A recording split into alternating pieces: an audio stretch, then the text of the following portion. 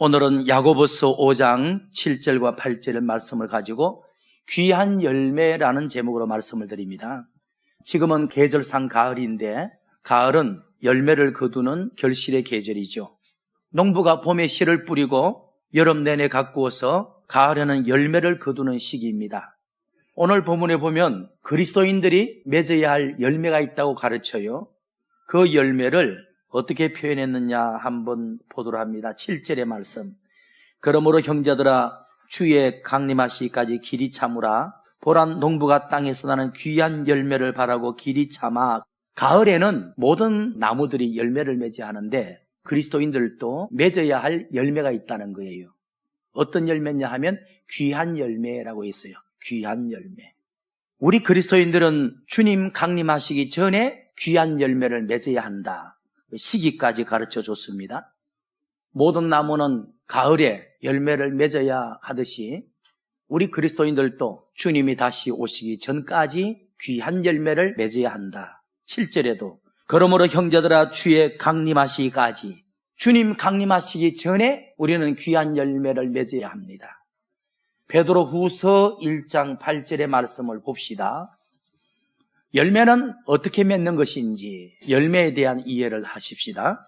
이런 것이 너희에게 있어 흡족한 적 너희로 우리 주 예수 그리스도를 알기에 게으르지 않고 열매 없는 자가 되지 않게 하려 함이니, 여기 보니까 주 예수를 믿는 것은 구원받는 것이고 주 예수가 어떤 분인 것을 아는 데부터 열매가 시작되는 거예요. 주 예수 그리스도를 믿으면 구원을 받는 것이고 주 예수 그리스도가 어떤 분임을 알아갈 때 열매가 맺혀져 가는 거예요. 그래서 결국은 내가 믿었고 내가 알았던 예수 그리스도의 형상을 닮을 때 귀한 열매라고 하는 거예요. 이 시간에는 제가 주 예수를 믿으라고 하는 시간이 아닙니다.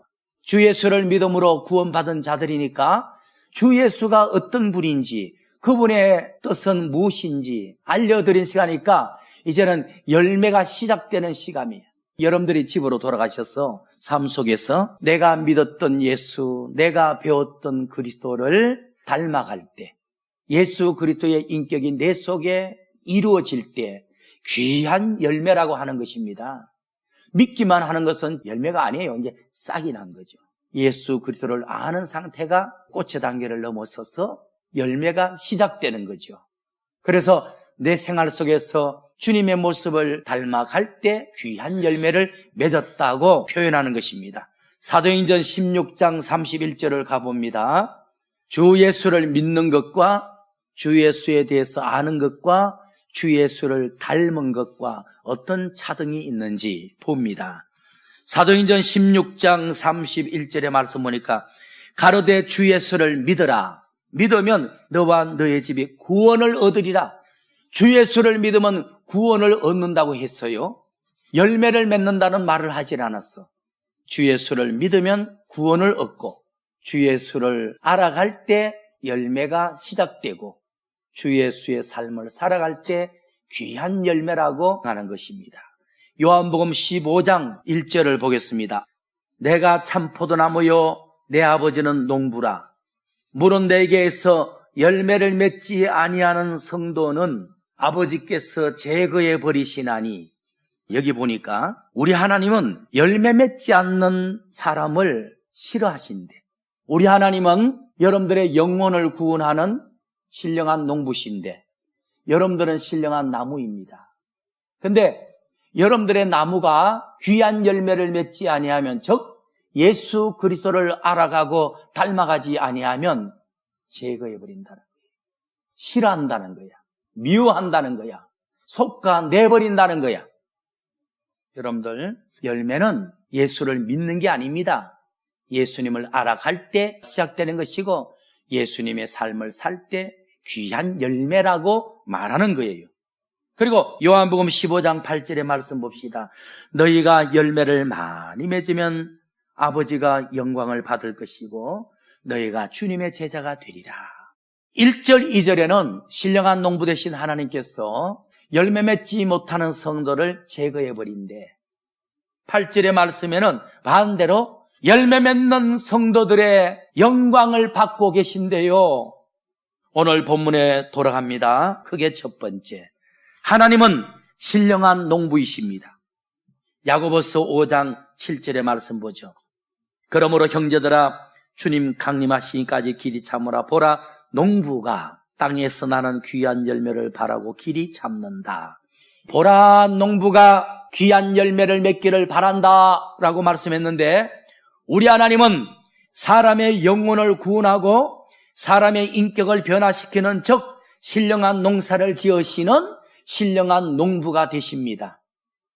시골 농부야 논밭에다 채소나 곡식을 심어서 육신의 먹거리를 열매화하는 기술자이지만은, 우리 하나님은 사람의 영혼을 구원하고 사람의 인격을 변화시키는 신령한 농사를 짓는 신령한 농부다.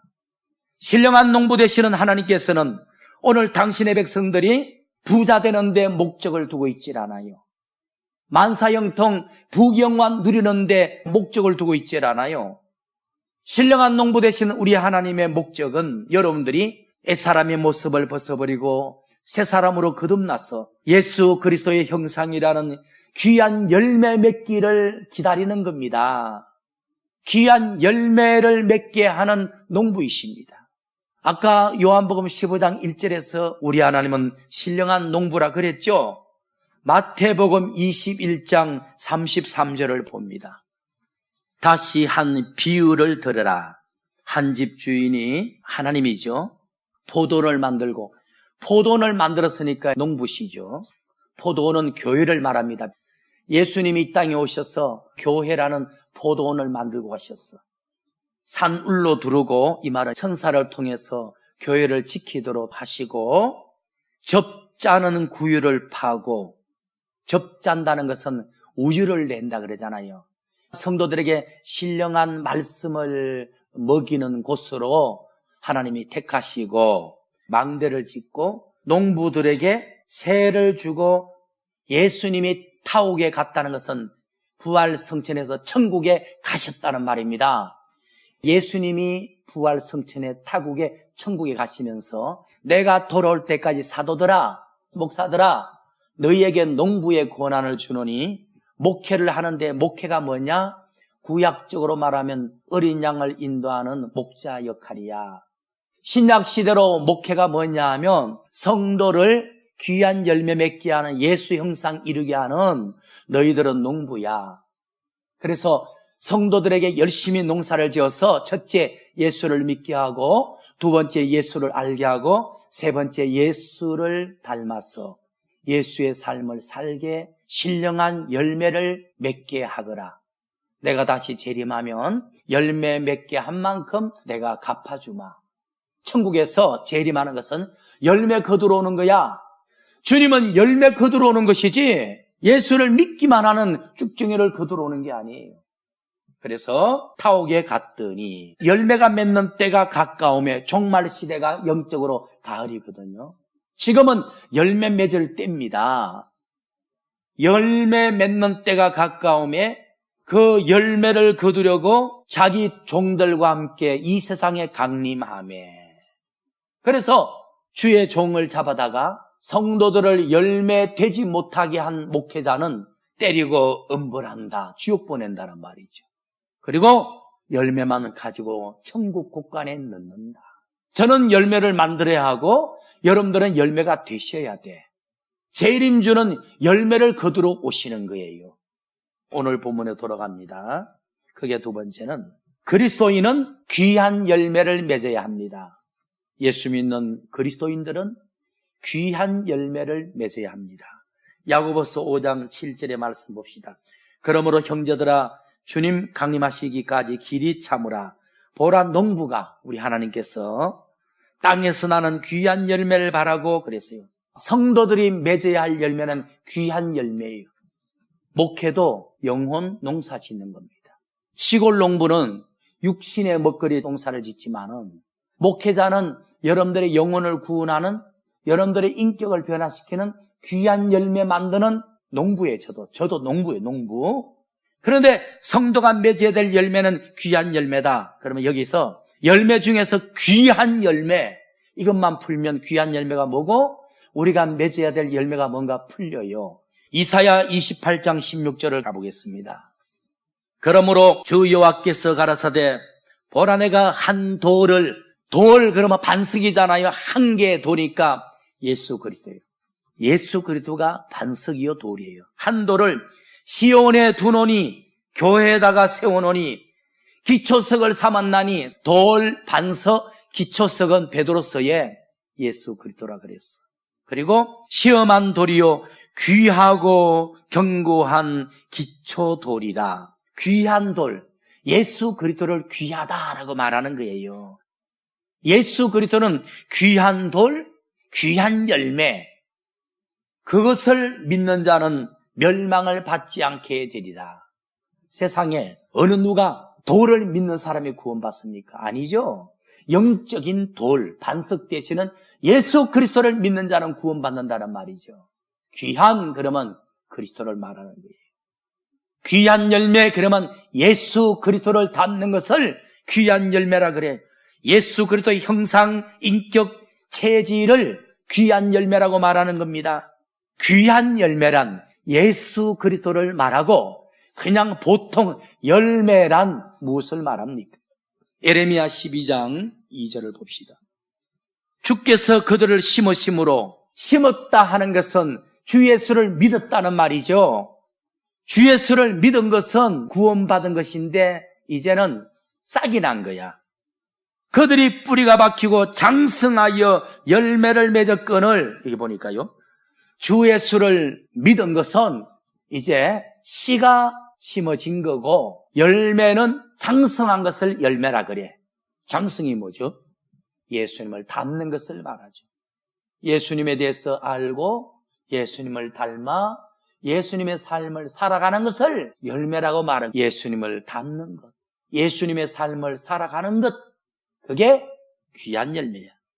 로마서 6장 22절 말씀 보니까 그러나 이제는 너희가 죄에서 해방되고, 이게 열매거든요. 하나님의 종이 되어 거룩하게 이르는 열매를 얻었나니, 아까 본문에서는 그리스도인들이 맺어야 될 열매는 귀한 열매 그랬죠. 귀한 그러면 예수 그리스도죠. 예수 그리스도를 닮는 것이란 뜻이죠. 로마서에서는 거룩한 열매, 거룩이 뭐죠? 예수 그리스도고 하나님이죠. 하나님의 형상 이루는 거, 예수 그리스도를 닮는 게 그리스도인들이 맺어야 될 열매인 것입니다. 그런데 거룩한 열매는 뭐죠? 죄에서 해방되는 것이래. 예수를 믿고 원죄에서 해방되는 것은 구원받은 것이지 열매가 아니야. 은혜와 진리가 충만해서 자범죄에서 해방되는 것이 열매예요. 주 예수 그리스도의 보혈의 피를 믿고 원죄에서 해방되는 것은 구원받은 것이야. 싹난 거야.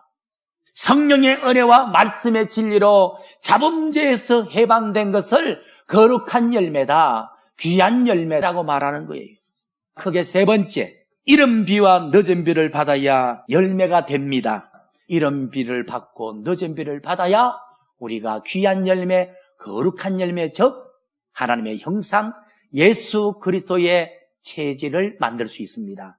야고보서 5장 7절의 말씀, 그러므로 형제들아 주의 강림하시까지 길이 참으라. 보란 농부가 땅에서 나는 귀한 열매를 바라고 길이 참아 이른 비와 늦은 비를 기다리나니, 이른 비는 봄비거든요. 우리나라로 말하면 봄비를 받고 늦은 비란 것은 여름에 내리는 장마비를 말하거든요. 많은 비를 말해. 이른 비를 받고 늦은 비를 공급받아야 열매를 맺을 수 있다. 봄에 싹이 났는데 여름 장마비가 내리면 다 망가뜨려 버리지. 이른 비와 늦은 비를 받아야 열매를 맺는다, 열매된다. 그런데 이른 비란 과거 오순절날 내렸던 성령의 은혜를 말합니다. 늦은 비란 마지막 시대에 열려질 영적 말씀 진리를 말합니다. 성령의 은혜가 이른 비고 말씀의 진리가 늦은 비예요. 오늘 우리가 이 시간에 듣는 설교는 늦은 비입니다. 성령의 은혜라기보다 말씀의 진리를 공급받고 있거든요. 늦은 비가 지금 내리는 겁니다. 그런데 여러분들이 오늘 말씀의 진리 가운데 은혜 받은 것 붙잡고 개인적으로 기도하실 때 이른비라는 은혜 성령이 또 내리는 거야. 저는 목회 철학이 은혜와 진리예요. 성도들에게 은혜 많이 받게 하고 진리 많이 먹이고 은혜 많이 받게 하고 진리 많이 먹이고 계속 반복하면 목회 잘하는 거다. 결과는 열매 맺는 거다. 이런 철학을 가지고 있습니다.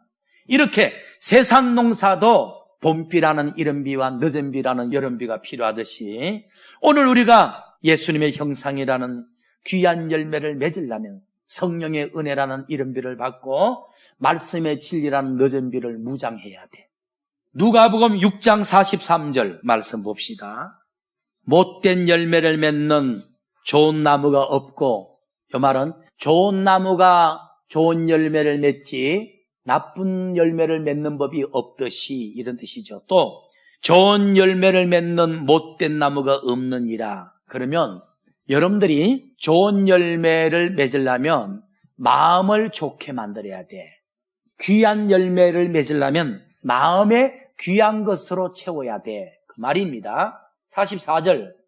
나무는 각각 그 열매를 아나니 가시나무에서 무화과를 딸 수 없고 또 찔려에서 포도를 따지 못하느니라. 선한 사람은 마음에 쌓은 선에서 선을 내고, 다시 말하면 여러분들이 귀한 열매를 맺기 원합니까? 그러면 여러분들의 마음에다가 귀한 것을 담아야 돼. 귀한 것을 담으면 은행심사 귀한 열매가 나와요.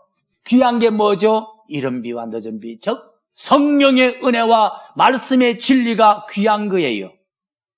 성령의 은혜와 말씀의 진리, 즉 은혜와 진리를 마음에 자꾸 담고 채우고 넣으면 나도 모르게 은행심사로 귀한 열매를 맺는데, 여러분들의 마음속에 깨끗한 걸 담으면 생각이 깨끗해, 마음이 깨끗해, 말이 깨끗해, 행동이 깨끗해. 더러운 것을 마음에 담으면 생각이 더럽고 마음이 구질하고 말도 추한 말하고 행동도 타락된 행동을 하는 것입니다. 중요한 거예요. 결론의 말씀을 드립니다. 오늘 보면 야고보서 5장 7절을 보니까 신령한 농부 되신 우리 하나님께서는 당신의 아들 예수 그리스도가 다시 재림하기 전까지 당신의 백성들이 귀한 열매 맺기를 바라십니다. 주님 오실 임박한 때를 살잖아요. 주님은 재림하실 때가 되었고 우리는 열매 맺어야 할 때가 된 겁니다, 지금. 그리고 예수 그리스도의 형상이라는 귀한 열매는 성령의 은혜와 진리의 말씀으로 충만하지 않으면 맺을 수가 없어요. 그래서 성경 많이 읽으셔야 돼요. 기도 많이 하셔야 돼. 우리 주님은 재림하실 채비를 하시고 계실 것입니다. 우리는 열매를 맺어야 합니다. 열매가 신부단장이고 세마포 준비인 겁니다. 재림주는 열매 거두러오는 거예요. 가장 훌륭한 목사가 누굽니까? 바른 은혜와 바른 진리를 먹여서 성도들을 열매되게 하는 종이에요. 주님 오실 때 목사 때문에 천국 가는 게 아니에요. 심판은 개별적이야. 여러분들이 열매가 되어야 됩니다. 열매 되지 않으면 주님이 불태운다 그랬어요. 그래서 은혜와 진리로 열매 맺기를 예수 그리스도 이름으로 축원드립니다.